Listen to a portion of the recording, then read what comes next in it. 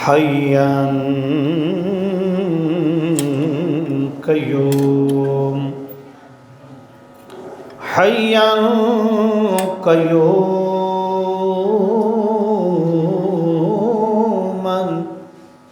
سميعا بصيرا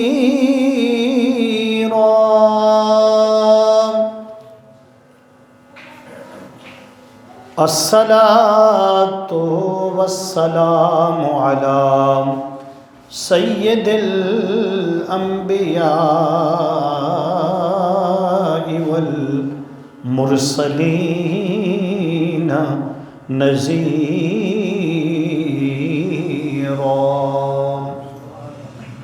اما بعد فاعوذ باللہ من الشیطان الرجیم بسم اللہ الرحمن الرحیم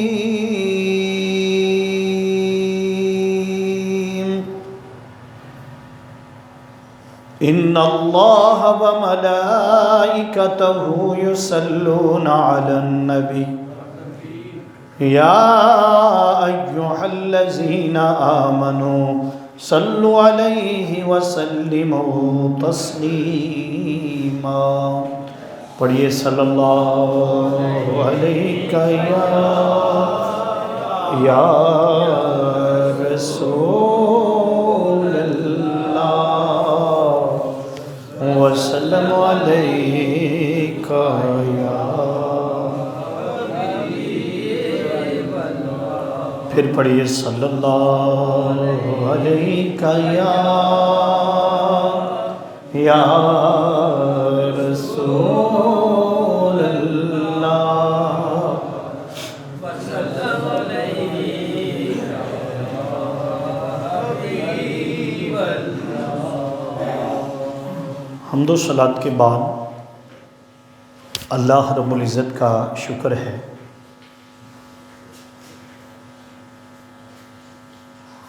جس کی توفیق سے جمعۃ المبارک کی برکتوں اور سعادتوں کو حاصل کرنے کے لیے ہم حاضر ہیں۔ اللہ رب العزت ہماری حاضری کو اپنی بارگاہ میں شرف قبولیت عطا فرمائے اور ہم سب کو ہمیشہ حضور تاجدار کائنات، فخر موجودات، رحمت عالم، تاجدار ختم نبوت صلی اللہ علیہ وآلہ وسلم کی پکی اور سچی غلامی عطا فرمائے۔ پچھلے جمعۃ المبارک میں ہم نے قرآن و حدیث کی روشنی میں جنات کا ذکر کیا اور یہ بتایا کہ جنات اللہ کی وہ مخلوق ہیں کہ جو انسانوں سے بھی پہلے اللہ پاک نے جن کو تخلیق فرمایا، اور اللہ پاک نے جیسے انسانوں کو اپنی عبادت کے لیے پیدا کیا ہے، ہم سے پہلے جنات کو اپنی عبادت کے لیے پیدا کیا۔ اس کو ہم الحمدللہ تعالی بہت آسان طریقے کے ساتھ بیان کر چکے ہیں۔ آج بھی اسی کو جاری رکھتے ہوئے چند باتیں جو رہ گئی تھیں وہ آج کے جمعۃ المبارک میں آپ کے سامنے رکھوں گا۔ اس مضمون کو بیان کرنے کا مقصد یہ ہے کہ بہت سارے لوگ جو نہیں جانتے سوال کرتے ہیں، بعض لوگ انکار کرتے ہیں۔ بیان کا مقصد یہ ہے کہ ہم قرآن و حدیث کی روشنی میں سمجھ سکیں تاکہ ہمیں ہر چیز کا علم جو ہے وہ ہونا چاہیے، ہر چیز کا علم ہونا چاہیے۔ اس لیے میں نے عرض کیا تھا کہ قرآن پاک کی ایک پوری سورہ، کیا نام تھا سورہ کا؟ سورہ جن۔ اس کی 28 آیات اور اس کے علاوہ اور صورتیں ہیں تقریباً جس میں اللہ پاک نے جنات کو، جنات کے کاموں کو، ان کی عبادت کو، ان کی زندگی کو اللہ پاک نے قرآن پاک میں بیان کیا ہے۔ اب سوال یہ ہے کہ کچھ لوگ ہمارے ہاں یہ بیان کرتے ہیں، کہتے ہیں کہ فلان پر جنات کا سایہ ہے، یا کچھ لوگ کہتے ہیں کہ ہمارا کاروبار جو ہے اس حوالے سے بندش ہے، یا ہمارے ہاں کچھ جادو ٹونے کا بھی یہ کہتے ہیں جی فلاں نے جادو کر دیا، ہم پر کوئی جادو کیا ہوا ہے، کوئی ٹونا ہے، کوئی تویز گنڈا ہے، اس طرح کی چیزیں جو ہیں ہمارے معاشرے کے اندر یہ بیان کی جاتی ہیں۔ تو پہلی بات میں صرف آپ کو بالکل واضح بتا دوں کہ جنات کا وجود بھی ہے، جادو کا وجود بھی ہے، یہ قرآن اور حدیث کی روشنی میں عرض کر رہا ہوں، جادو کا بھی۔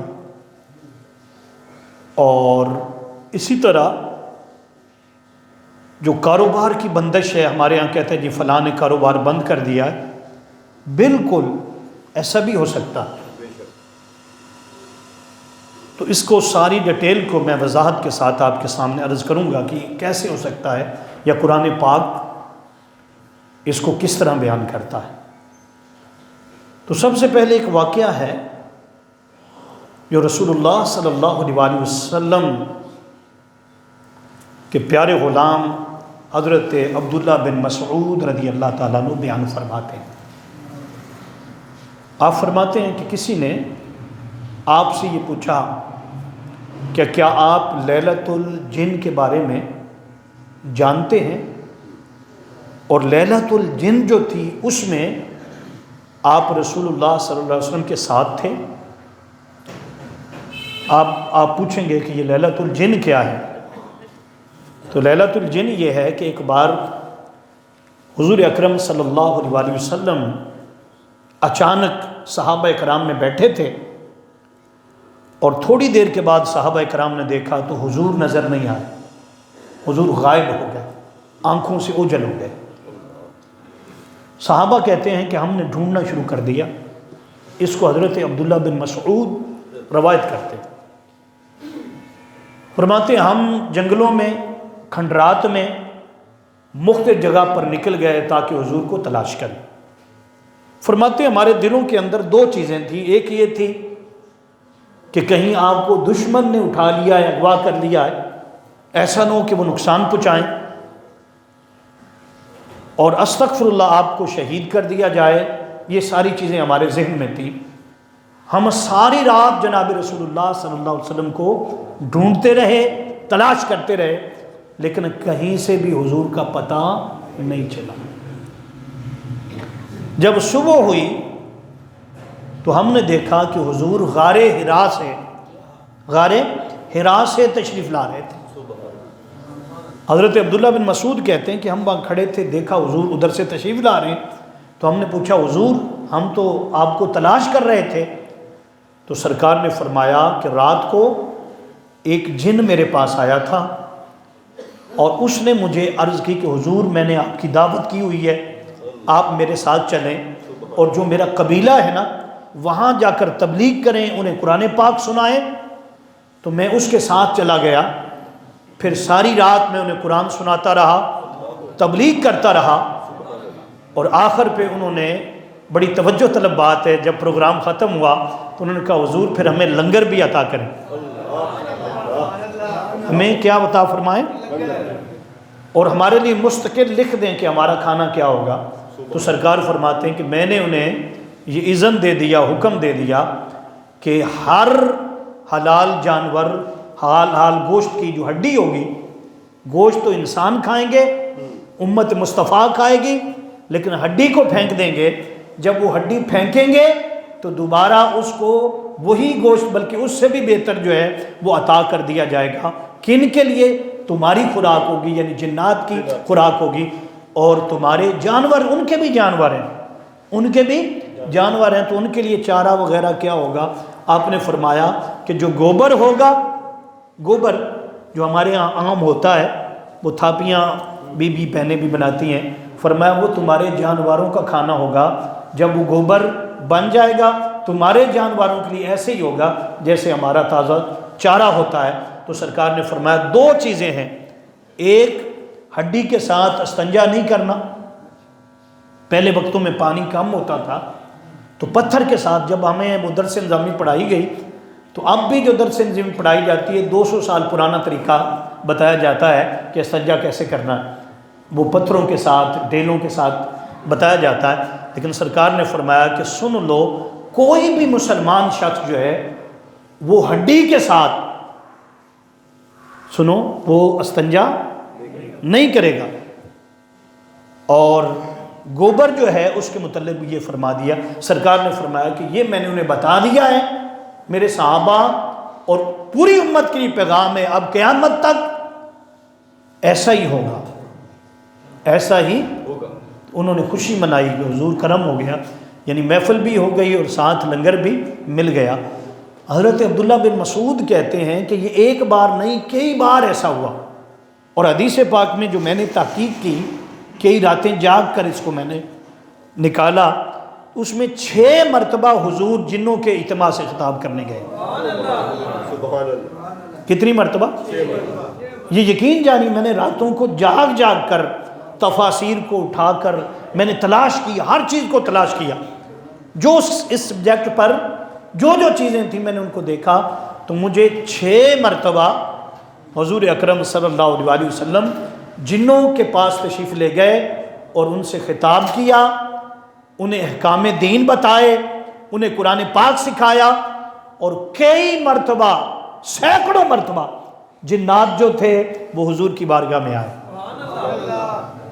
وہ حضور کے صحابی بنے، حضور کے صحابی بنے، اور ان کی تعداد جو حضور کے صحابہ جنات تھے ان کی تعداد تقریباً حضور اکرم صلی اللہ علیہ وسلم کی زندگی میں سینکڑوں میں پہنچ گئی تھی، سینکڑوں میں پہنچ گئی تھی۔ میں نے عرض کیا آپ کے سامنے، اسی طرح حضرت عبداللہ مسعود وہ بیان فرماتے، ایک دفعہ حضور نے فرمایا، جب حضور یہ سارا واقعہ سنا چکے تو ہم نے، وہ جیسے ہوتے ہیں کوئی علامہ صاحب خطاب کے لیے جاتے ہیں تو جو قریبی ہوتے ہیں وہ کہتے ہیں جی ہمیں بھی ساتھ لے جانا، تو حضرت عبداللہ بن مسعود نے کہا حضور اب جب جانے لگیں اجتماع پر، جنات کے اجتماع سے خطاب کرنے لگے، تو حضور مجھے بھی ساتھ لے جانا، مجھے بھی ساتھ لے جانا۔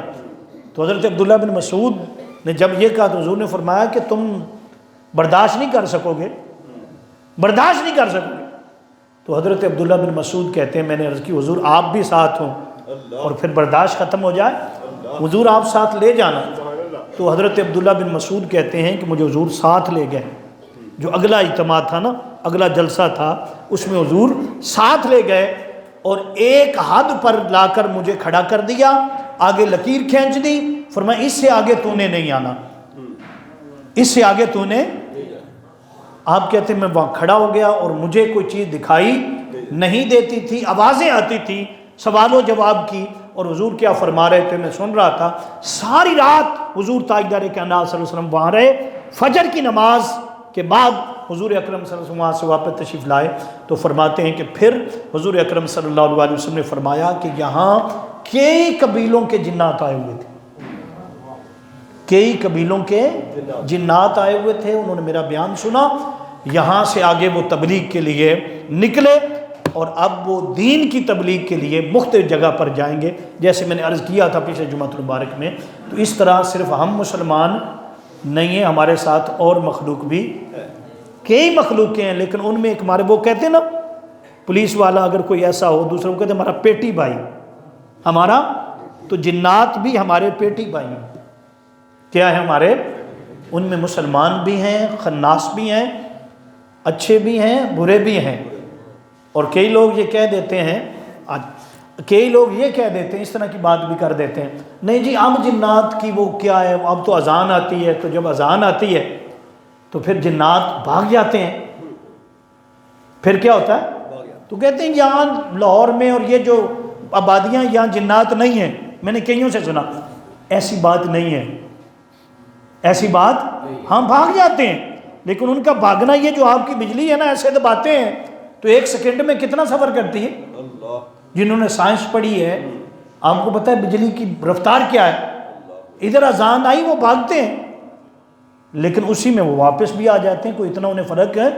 انہوں نے کون سا کوئی طیارہ کروانا ہوتا ہے اور پھر واپس آنا ہوتا ہے، وہ ادھر آئی وہ گئے جنگلوں میں، ادھر ختم ہوئی تو وہ واپس بھی آ گئے۔ ان کے لیے جو ہماری چیزیں ہمارے ساتھ ہیں ایسی بات نہیں ہے، وہ آ بھی جاتے ہیں چلے بھی جاتے ہیں۔ اس لیے آقا علیہ الصلوۃ والسلام نے بھی جنات کی 3 کیٹیگریاں بیان کی ہیں۔ کتنی جی؟ آج بہت اہم چیزیں میں نے بتانی ہے، اگر ٹائم ہوا تو انشاءاللہ تعالیٰ آپ کو بابوں کے پاس جانے کی، اور جو آج کا جمعہ صحیح طریقے سے سن لے گا، اگر کوشش کرے گا تو خود عامل جو ہے وہ بن جائے گا انشاءاللہ تعالیٰ۔ آقا علیہ السلام نے 3 کیٹیگری بتائی ہیں جنات کی۔ کتنی جی؟ ایک سرکار نے فرمایا کہ وہ اڑتے ہیں، کیا؟ پرواز کرتے ہیں۔ ویسے یہ بات یاد رکھ لیں جتنے جنات ہیں نا وہ اڑتے ہیں، کیا کرتے ہیں؟ لیکن حضور نے جو بتائی چیز کہ ایک گروہ ایسا ہے جو ہر وقت پرواز کرتا رہتا ہے، وہ ہوا میں رہتا ہے، ان کا کھانا ہوا میں ہی ہوتا ہے، نیچے نہیں آتے۔ نیچے آنا ہوتا ہے تو پہاڑوں کے اوپر مختلف جگہ پر جاتے ہیں، یہ ایک قسم ہے۔ یہ کیا ہے؟ ایک قسم۔ حضور نے فرمایا کہ ایک دوسری قسم ہے جو خانہ بندوش ہے۔ جیسے آپ نے دیکھا ہوگا کہ ہمارے ہاں بھی کچھ لوگ ایسے ہوتے ہیں خانہ بندوش جسے ہم کہتے ہیں، وہ ایک جگہ سے دوسری جگہ منتقل ہو گئے، پھر تیسری جگہ چلے گئے۔ اسی طرح فرمایا جنات کا ایک پورا قبیلہ ہے، وہ ایک جگہ جاتے ہیں پھر وہاں رہتے ہیں چند دن، وہاں سے پھر چھوڑ کر آگے چلے گئے، پھر آگے چلے گئے، پوری دنیا کا چکر کاٹ لیتے ہیں۔ ان کے لیے ویزے باقی چیزیں تو ہیں نہیں، جہاں مرضی چلے جاتے ہیں، وہ ہر وقت سفر میں ہوتے ہیں۔ ہر وقت کیا ہوتے ہیں؟ چند دن رکنا ہے پھر سفر۔ یہ دوسرا گروہ ہے۔ یہ کیا ہے؟ آقا نے فرمایا ایک تیسرا گروہ ہے جن میں شیطان بھی ہیں اور خالصتاً جنات بھی ہیں۔ شیطان کہتے ہیں جو شریر جن ہوں، شریر، اور جن جو جسے میں نے عرض کر دی کہ ایک شریف قسم کے لوگ، نیک لوگ، عبادت گزار، سرکار نے فرمایا وہ بھی ہیں۔ توجہ کرنا اس جملے پر، فرمایا کہ وہ انسانوں میں رہتے ہیں۔ کہاں رہتے ہیں جی؟ مسجدوں میں بھی رہتے ہیں، مزاروں پر بھی رہتے ہیں، قبرستانوں میں بھی رہتے ہیں، گھروں میں بھی رہتے ہیں۔ وہی بات جو میں نے ابھی کی ہے کہ آپ کہیں گے بھی اذان ہوتی تو وہ چلے، نہیں، ان میں نیک لوگ ہیں۔ کیا ہیں؟ شریر بھی ہیں۔ ان کا ٹھکانہ کہاں پر ہوتا ہے؟